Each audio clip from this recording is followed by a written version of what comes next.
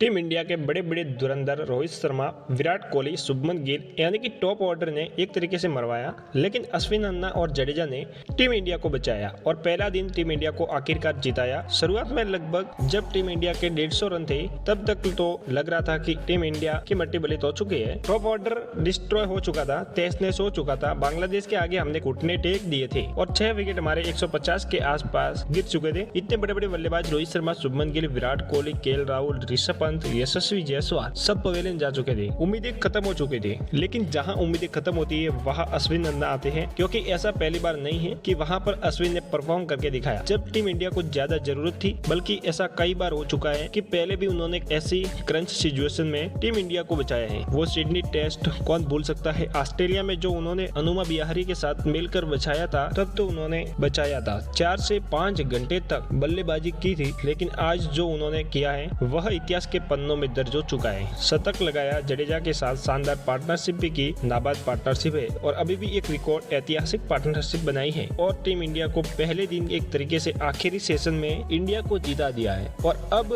India एक तरीके से मैच में बहुत आगे हो गई है। तो मैच में क्या क्या हुआ मैं आपको बताता हूँ। टॉस जीतकर बांग्लादेश ने गेंदबाजी का फैसला किया था। वो फैसला बिल्कुल सही साबित हो रहा था, क्योंकि रोहित शर्मा को सिर्फ 6 रनों के स्कोर पर हसन महमूद ने आउट कर दिया और फिर शुभमन गिल 0 पर आउट हो गए। उनका भी शिकार हसन महमूद ने किया। फिर तीसरा विकेट हसन महमूद ने विराट कोहली का लिया। उसके बाद चौथा विकेट हसन महमूद ने ऋषभ पंत का लिया। पंत अच्छा खेल रहे थे, लेकिन 39 के स्कोर पर वो आउट हो गए। 5वां विकेट केएल राहुल का था। 16 रन पर केएल राहुल मेहंदी हसन मिराज का शिकार हो गए और उसके बाद 6वां विकेट यशस्वी जायसवाल का गिरा, जिनको नाहिद राणा ने आउट कर दिया। लेकिन यशस्वी जायसवाल ने एक अच्छी पारी खेली और आउट होने से पहले 56 रन बनाए, लेकिन इंडिया का स्कोर 144 रन पर ही 6 विकेट गिर चुके थे। बिल्कुल उम्मीदें खत्म हो चुकी थी और यहाँ से लग रहा था कि इतनी खतरनाक गेंदबाजी हो रही है और इतने बड़े बड़े प्लेयर आउट हो चुके हैं, तो अब नीचे वाले क्या ही कर पाएंगे। और अब जब बड़े बड़े बल्लेबाज नहीं चल पाए, 6 विकेट गिर चुके थे, तो सबको लगा कि 170, 180 या 200 तक इंडिया जा पाएगी। लेकिन ठहर जाइए, उसके बाद आते हैं अश्विन अन्ना और रविंद्र जडेजा। उसके बाद से जो ये दोनों बल्लेबाज ने कुटाई करना शुरू करते हैं बांग्लादेशी गेंदबाजों की, तो रात होने तक विकेट ही नहीं गिरा, यानी कि शाम होने तक जब तक पूरे 80 ओवर हुए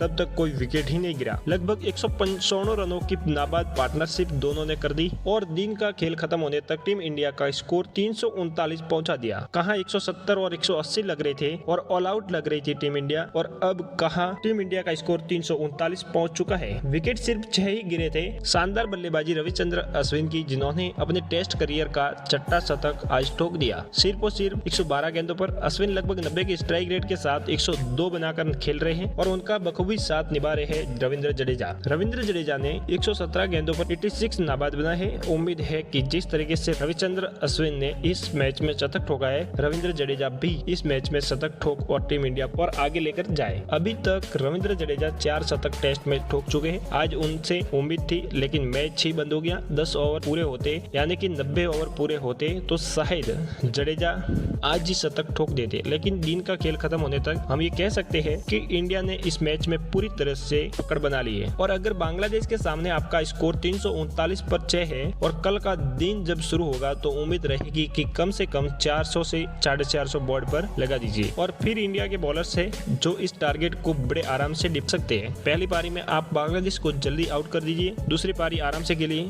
बड़ी लीड चढ़ाए और उसके बाद चौथी पारी में बांग्लादेश को 10 विकेट लेकर हरा दीजिए। खैर, देखते हैं क्या होता है। फिलहाल पहला दिन तो इंडिया को इन लोगों ने जीता दिया है और देखते हैं क्या मैच जीत पाएंगे या फिर नहीं। फिलहाल इस वीडियो को देखने के लिए धन्यवाद।